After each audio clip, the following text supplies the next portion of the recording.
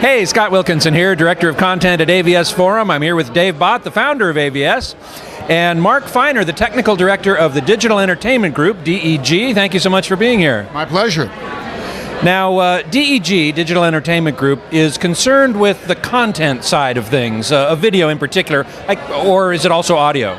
Well, we focus on video, and we have precedent for doing this going back now almost 15 years. Some of you may remember that back in the mid-90s when DVD was first developed, there was almost a format war at place. The companies came together and aligned the proposals, and as a result we had one format, but we needed an initiative that would bring the studios and the CE companies together to promote it. And the Digital Entertainment Group was established then to do that. Since that time we moved into Blu-ray, and we brought the industry together following that format skirmish, which of course is quite common in our business. And we're also working on digital operatives like Ultraviolet, which is an interoperability platform to allow file to be moved from one content platform to another. Now, how is DEG getting involved in Ultra HD now, or 2160p, the new 4K standard? Well, one of the interesting things about DEG being studio-centric is we're working across all of the content providers in all of our endeavors, and 4K content for Ultra HD is no exception. So right now we're looking at content from a variety of sources to try to bring together and establish a roadmap for the industry, whether it's content from film that's been repurposed and transferred from film to high-def masters for distribution both theatrically in the home, or whether it's going to be new packaged media extensions of Blu-ray in the future, and even new opportunities for cable, satellite, and streaming and downloaded content. All of these platforms and others will be deployed to deliver Ultra HD to the home and to other platforms and mobile applications in the future. Certainly this is very important because we're now seeing at this show and others that Ultra HD TVs are becoming very available. People can buy them, but where's the content? So it's a chicken and egg problem, as Joe Kane said in a previous interview. But I'm sure the DEG will be following how the transition is made from HD to UHD. One of the ways that I see that happening certainly is because the studios are now more or less always mastering in 4K, they've got the material ready to go. That's a key point, Scott. What's happened in the last 5 to 6 years is as the film industry continues to transition away from film-based archiving, they need a master that's digital-based with far more resolution than anything remotely assembling HD quality.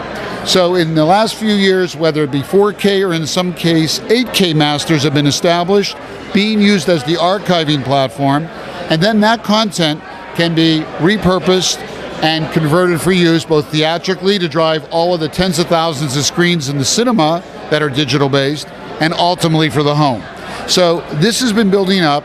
Our numbers, there's currently about 80 to 85 films in release theatrically in 4K, whether they be transferred from film or originated in 4K shooting and production.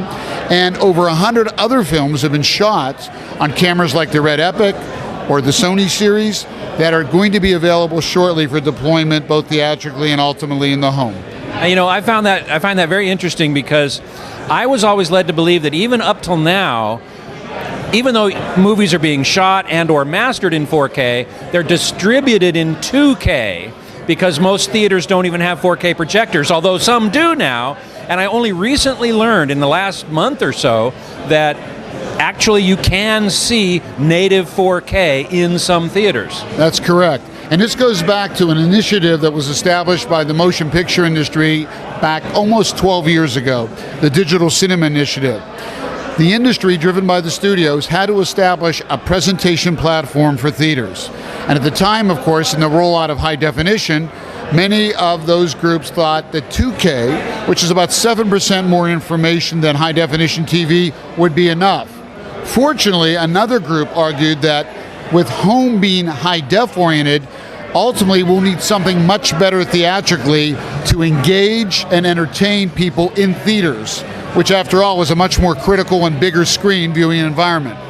Now, because of that movement, of the roughly 45,000 screens worldwide that are out there in the digital cinema space today, almost 25% of them are 4K. And a lot of those films are distributed both for 2K and 4K by the studios for that purpose. I've heard that the digital cinema package, the DCP, the file that actually gets delivered to your local cinema, typically has 2K and 4K data on the same file, so they can use whichever one they have the capability of. That's correct. And in other cases, some of the theaters with 4K projectors can take 2K content and even upscale it, just as we do in advanced home theaters today. I find it interesting also, and you said 25% of the theaters now are 4K ready. The great part about this is where technology is going. As technology moves faster and faster in this area, costs come down faster and faster, which means now the cinemas that you go to, the cost of upgrading to the next product line, the 4K product line, is that much lower. So we should see more and more of that come along. You're correct, and other things are happening concurrent with this in the same time frame. We're not only moving to higher resolution, we're moving to higher frame rates, greater color, wider color gamut, and even more immersive audio, and that's all impacting the theatrical experience, which historically migrates to the home as well. That's just it. About AVS forum members, obviously it's about the home experience for the most part. And 4K projectors and 4K displays, as they're coming out, people are saying, what about the content? What about the content? So as we discussed earlier, there'll be content, but I think a lot of them are waiting for the displays to get out in the market. But what you're saying is the content's going to be readily available, and it's going to come in different media formats, correct? I agree. And I think one of the key challenges we face, both with the Consumer Electronics Association and the industry at large, is we've got to tell enthusiasts and consumers at large what the roadmap is. In other words, don't bet on this as a risk, but take advantage of the products today, use it to upscale and upconvert your current content, and let them know what is coming, whether it's across cable, satellite, digital, or packaged media, and even potentially broadcast in the future. Yeah, I agree. I mean, Scott probably has more on that subject itself, I believe, right? Yes, I was gonna talk about the first generation of 4K UHD TVs, which are out now, or coming out, that do not have a lot of the capabilities that have not yet even been finalized, right? Higher frame rates, wider color gamuts,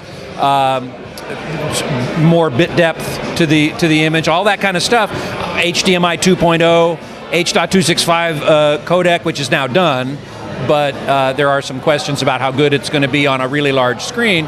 In any event, there are a lot of unknowns yet that the first generation TVs, most of them anyway, won't be able to deal with.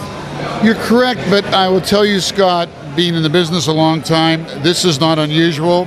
We rolled out high definition without HDMI. We've rolled out other platforms in the past, going back to the first digital entertainment format, compact disc, which were not in their most advanced state at that point.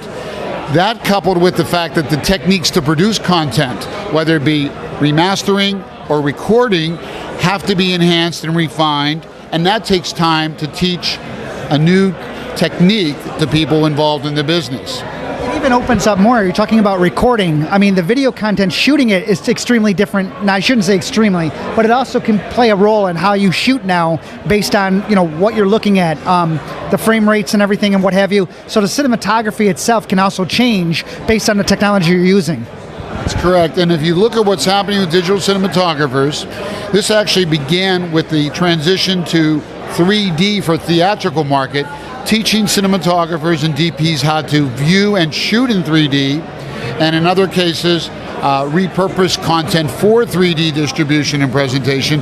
That's now migrated to so-called 4K. And they are learning with a whole new generation of tools that technique as well. Now, you don't foresee anything like we had with the HD, DVD, and Blu-ray wars. You don't see anything like that for the 4K stuff coming down the pipe or anything like that, right? No, I don't think so. I think what's happening instead, the challenge we have, is today the consumer, largely because of the digital transition in general, has been trained or conditioned to expect content from a wide variety of sources.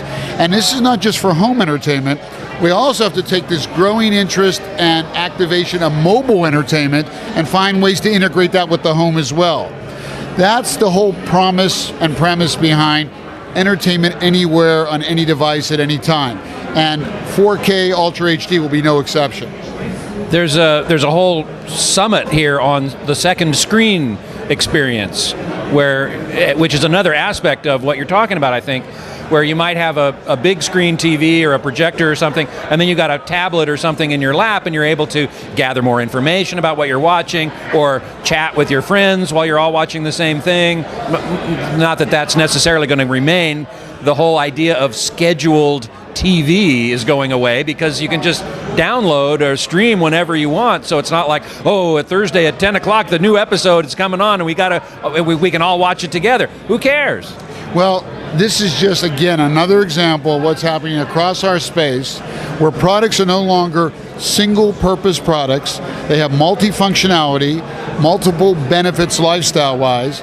Even, I can't mean it this way in a negative way, but the basic way, the lowly Blu-ray player not only provides 2D, not only provides 3D, not only can upscale to 4K, but it provides network connectivity and still backward compatibility to DVD and CD. That is all in a very affordable product that is the centerpiece in most entertainment systems today. So the future and the way we're experiencing our industry growing forth. Fantastic. Thank you so much, Marc. My pleasure.